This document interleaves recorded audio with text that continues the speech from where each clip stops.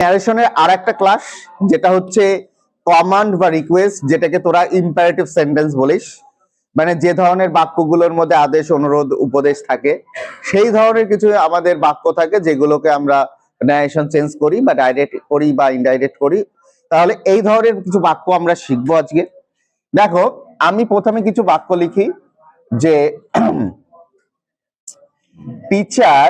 The teacher, ভালো করে নজর রাখো বোর্ডের দিকে। The teacher said to the students,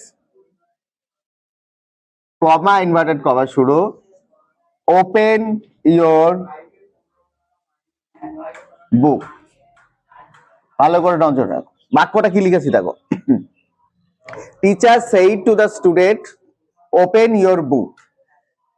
শিক্ষক মহাশয় ছাত্রছাত্রীদের বললেন বইটা খোলো।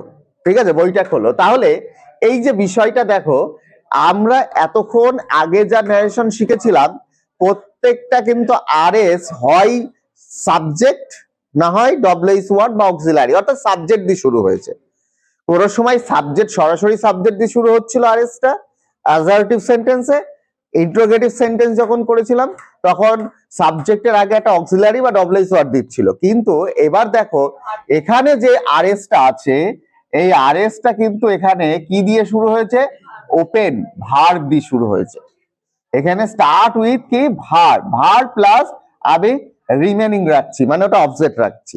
তাহলে এই ধরনের বাক্যগুলোকে আমরা বলবো হচ্ছে ইম্পারেটিভ সেন্টেন্স বা কোশ্চেনিং বা তারপর কমান্ড বা হচ্ছে রিকোয়েস্ট এই জাতীয়। তাহলে এর ভয়েস এইটা দেখে কি মনে হচ্ছে? ডাইরেক্ট পিস, ডাইরেক্ট পিস তো। এটাকে ইনডাইরেক্ট করলে কেমন হচ্ছে? একটু ইনডাইরেক্ট করি দেখ। দা টিচার, এটা আমার স্পিকার, তাহলে আমার স্পিকারটা প্রথমে আসবে। আচ্ছা, এইটাকে শুনে কি মনে হচ্ছে? মানে শিক্ষক মশাই ছাত্রদেরকে কি বই খোলার অনুরোধ করে? না, তাহলে এটা কি হচ্ছে? আদেশ। এটা হচ্ছে কি? আদেশ করেন, তাই তো? তাহলে এখানে আদেশ হলে কি হবে? অর্ডার্ড। তাদেরকে দা স্টুডেন্ট, ভালো করে দেখ। তারপরে আমাদের কি বসানোর নিয়ম বলতো? একটা লিঙ্কার বসানোর নিয়ম থাকে। ইনভার্টেড কমার এখানে টু বসবে, তারপরে যা থাকবে ওপেন ইয়োর বুক। এই প্রোনাউন কিন্তু চেঞ্জ হবে। ইয়োর বুক বলতে কাকে বোঝাচ্ছে? স্টুডেন্টসদের বোঝাচ্ছে। একদম ভেরি গুড। ইয়োর বুক বলতে স্টুডেন্টদের, তাহলে স্টুডেন্টদের মানে কি? তাদের। তাহলে এখানে হবে কি? দেয়ার, TACIR, দেয়ার বুক। বুঝতে পারলাম? আমি আর একটা উদাহরণ লিখি, এটা 2 নম্বর উদাহরণটা দেখ, আরো বুঝতে পারবি। ধর এরকম আছে, the man said to me, comma inverted comma শুরু, give me a glass of water। ভালো করে বোঝ কি বললাম। মানুষটা আমাকে বলল give me a glass of water, মানে আমাকে এক গ্লাস জল দাও। তাহলে এই বাক্যটা শুনে কি মনে হলো? মানুষটা আমার কাছে কি করলো? অনুরোধ করলো না? আদেশ তো নিশ্চয় করেনি যে জল দাও। আমরা কারোর কাছে যখন জল চাইবো নিশ্চয়ই তখন আদেশ করবো না, জল দাও, এরা বলবো না। আমরা কি বলবো? আমাকে একটু জল দাও। মানে কণ্ঠস্বরটা কি থাকবে? অনুরোধমূলক কণ্ঠস্বর। তাহলে যদি অনুরোধমূলক কণ্ঠস্বর হয় তাহলে সেখানে কি পরিবর্তন হচ্ছে? এটাকে ইনডাইরেক্ট করার চেষ্টা করি। দ্য ম্যান, আমার আরভিটাকে সেই টু, তাহলে এখানে দ্য ম্যান রিকোয়েস্টেড। রিকোয়েস্টেড কাকে? মি। তাহলে সেইটের বদলে কি বসলো? এখানে সেইট টুর বদলে অর্ডার বসেছিল, এখানে সেইট টুর বদলে কি বসলো? রিকোয়েস্টেড বসালো। Requested me. এবার কি বসাবো আমরা? লিঙ্কার বসাবো। লিঙ্কারটা কি বলেছে এই বাক্যে? লিঙ্কার এই সেন্টেন্সের লিঙ্কার হবে টু, তার মানে টু। তারপরে কি? ভার্ব। মিটাকে দা ম্যান কে বোঝাচ্ছে, মানে মানুষটা বললো আমাকে জল দাও, তাহলে মানে কাকে জল দাও? তাকে জল দাও। তাহলে তাকে ইংরেজি কি? হিম এ গ্লাস অফ ওয়াটার।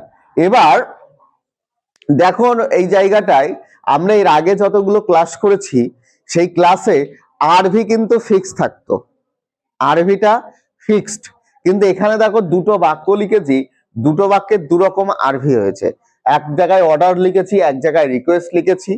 কেন?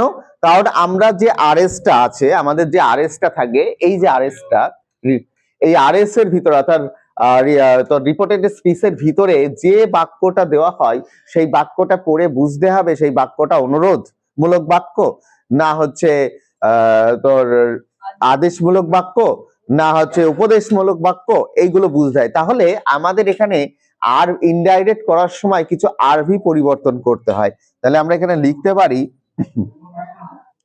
ইনডাইরেক্ট করার সময়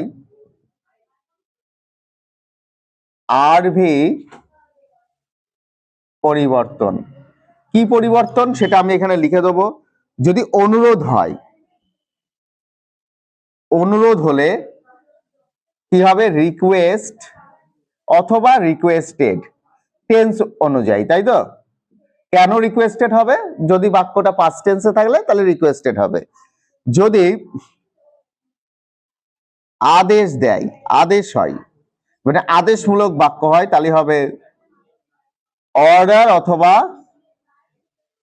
অর্ডার্ড। যদি উপদেশ হয়, উপদেশ হয়, তাহলে কি হবে? অ্যাডভাইস অথবা অ্যাডভাইসড। বুঝতে পারলে? অ্যাডভাইস অথবা অ্যাডভাইসড। যদি মানে এই যে টাইপের গুলো বুঝলাম, মানে সচরাচর এরকমই হয়, আদেশ, উপদেশ, অনুরোধ, এই জাতীয়। যদি নিষেধ হয় তাহলে ফরবিড হবে। এগুলো আমরা যদি কোনো নির্দেশনা হয় তাহলে ইনস্ট্রাক্টেড হবে। ধরো নির্দেশনা আছে, কোনো নির্দেশ দিচ্ছে, ঠিক আছে, নির্দেশ দিলে কি হচ্ছে? ইনস্ট্রাক্টেড হবে, INSTRUCT, আর একটা হবে ইনস্ট্রাক্টেড, এরকম হবে। বুঝতে পারলে? আরভিটা আমরা কিন্তু এই দেখে বুঝবো, অর্থাৎ আরভির স্ট্রাকচার দেখে বুঝবো। এছাড়াও আমি কি বললাম, এই বাক্যে একটা কি থাকবে? লিঙ্কার থাকবে, তাই তো? লিঙ্কার, লিঙ্কার কি থাকবে? Only TO2। এখানে পরে তোমরা লিখে নিবা টু বসালে এরপর ভার্বের প্রেজেন্ট ফর্ম, ভার্বের প্রেজেন্ট ফর্ম বসে। বুঝতে পারলে? যেখানেই টু থাকবে সেখানেই তারপরে যে ভার্বটা বসবে সেই ভার্বের কোন ফর্ম?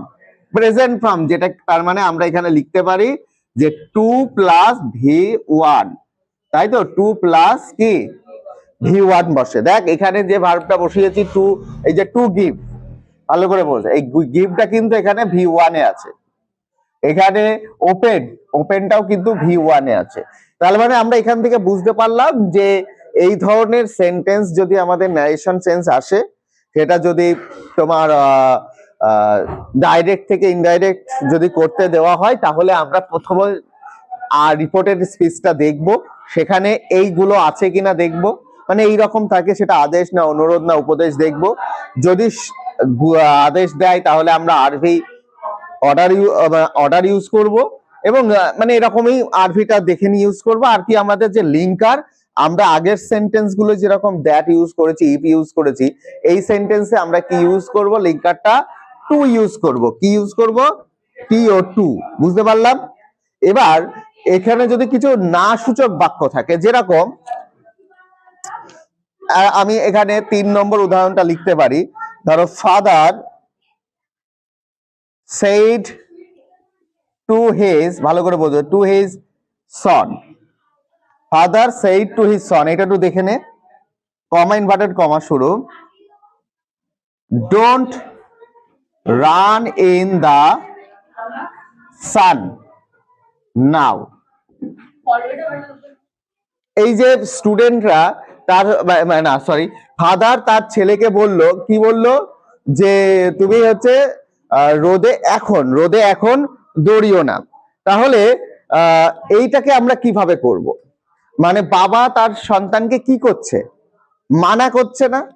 মানা করছে তো, অর্থাৎ নিষেধ করছে। তাহলে নিষেধ যদি করে আমরা এইটা আমরা একদম মানে কোন বাক্যটা নিষেধ হবে বা তখন আমরা শুধু বুঝবো যেখানে নট থাকবে। নট থাকা মানেই সেই বাক্যটা কিসে আছে, কিসে আছে, নিষেধে আছে। তার মানে এখানে স্পিকারটা কে, আমরা দেখো এটা কিভাবে করছি, স্পিকারটা কে, ফাদার। তাহলে father said to Aarvi, said to Aarvi. তো তাহলে নিষেধ করা ইংরেজি কি হবে, আচ্ছা এটা কোন ফর্মে আছে, পাস্ট ফর্মে আছে। তাহলে নিষেধ করা ইংরেজি হচ্ছে ফরবিড, সেটাকে ফরবেড হয়ে যাবে, FORBADE, ফরবেড। এই ফরবেড মানে হচ্ছে নিষেধ করা, এটাও আমাদের এক্সট্রা একটা আরভি। ফরবেড কি, কাকে, হিজ সন, তাই তো, হিজ সন। তাহলে এই আমার যে রিপোর্টেড পিসের ভার্ব কে, রান ভার্ব, রান ভার্ব। তো তার মানে আমার তারপরে কি এরপর টু বসবে একটা লিঙ্কার টু, তারপর আমাদের ভার্ব বসানোর নিয়ম হচ্ছে রান, তারপর কি আছে পড়ে, ইন দা সান, নাও থাকলে কি হয় অ্যাডভার্ব, দেন হয়। আমরা সবাই জানি, আগে শিখে এসেছি নাও থাকলে দেন হয়।